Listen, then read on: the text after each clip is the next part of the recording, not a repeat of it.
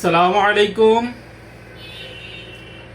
আমরা আজকে আলোচনা করব বৈশিষ্ট্য হিসাবে বাতের হোমিওপ্যাথিক সমাধান, অর্থাৎ বৈশিষ্ট্য বা মডালিটি হিসাবে, অর্থাৎ কখন বাড়লে বাতের কোন ধরনের ওষুধ হইতে পারে। আমরা বাত নিয়ে আলোচনা করতেছিলাম গত কয়েকটা ভিডিওতে, যে ভিডিওগুলোতে আমরা বাতের প্রথমে বাত কি কেমন হয় এগুলা বলছি, তারপর বলতেছিলাম বাতের উৎপত্তির কারণ হিসেবে হোমিওপ্যাথিক সমাধান। এরপরে আমরা বলতেছিলাম বৈশিষ্ট্য বা হ্রাস বৃদ্ধি হিসেবে হোমিওপ্যাথিক সমাধান, যেটা আমাদের গত ভিডিওতে বলা হয়েছিল। একটা ভিডিও গেছে হ্রাস বৃদ্ধি হিসেবে আজকে আমাদের দ্বিতীয় নাম্বার ভিডিও। তো এই ভিডিওতে আমরা বলবো এই বাতের হ্রাস বৃদ্ধি হিসাবে হোমিওপ্যাথিক সমাধানগুলা কিভাবে হোমিওপ্যাথিক সমাধান হইতে পারে।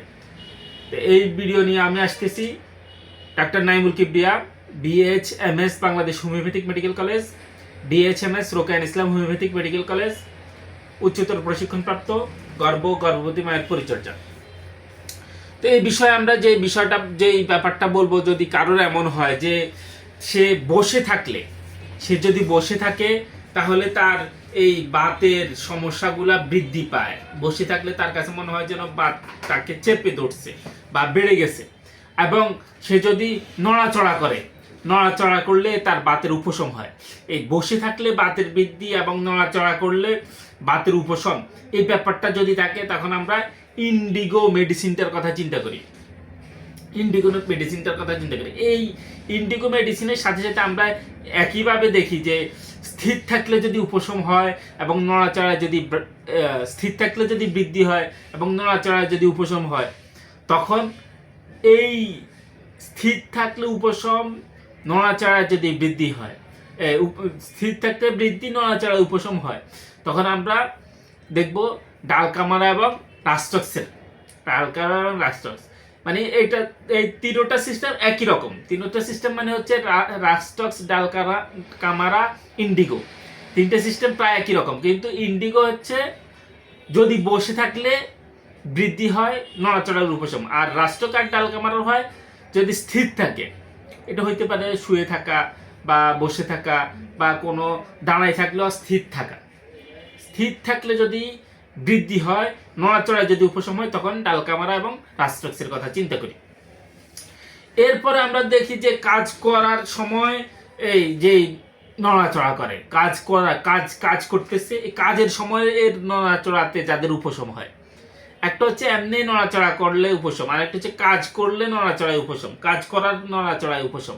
এই কাজের নড়াচড়ায় যাদের উপশম হয়, এদের জন্য আবার সিপিয়া একটু মানে হালকা হালকা ভিন্নতা, যেটা আমাদেরকে খেয়াল রাখতে হয়।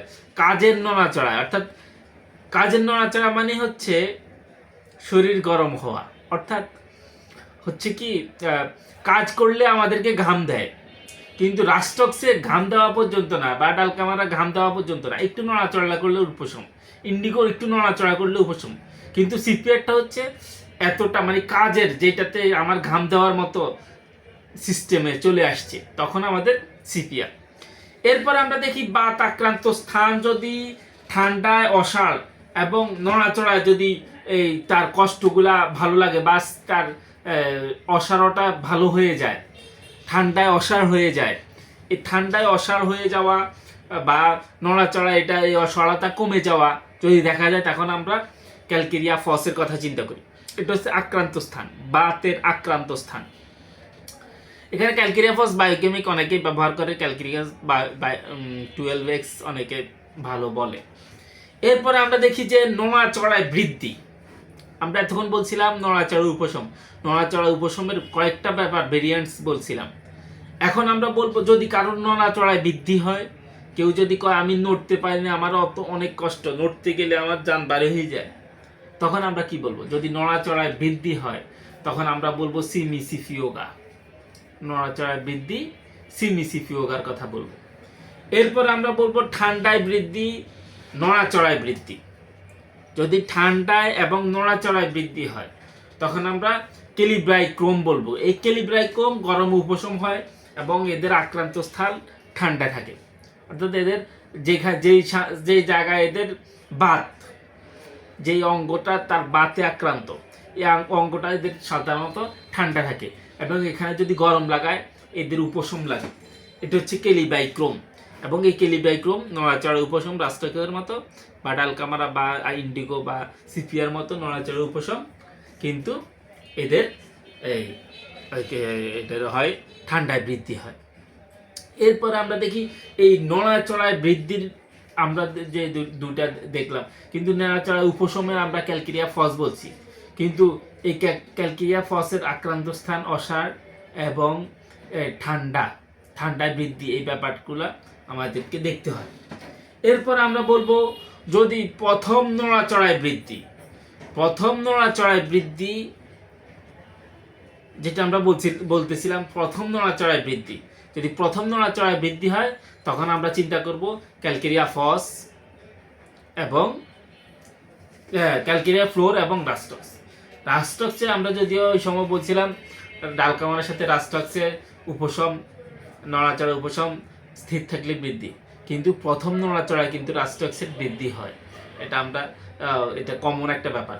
এই রাস্টক্সের মধ্যে প্রথম নড়াচড়ায় বৃদ্ধি এবং ক্যালকেরিয়া ফ্লোরের প্রথম নড়াচড়ায় বৃদ্ধি। এবং একইভাবে আমরা যদি দেখি প্রথম নড়াচড়ায়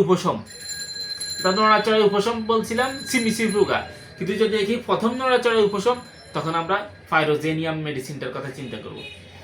তো আমাদের ভিডিও যথেষ্ট বড় হয়ে গেছে, আমরা পরবর্তী ভিডিওতে বাকি বিষয় নিয়ে আলোচনা করবো। আজকের মতো এখানেই বিদায়। আসসালামু আলাইকুম ওয়া রাহমাতুল্লাহ।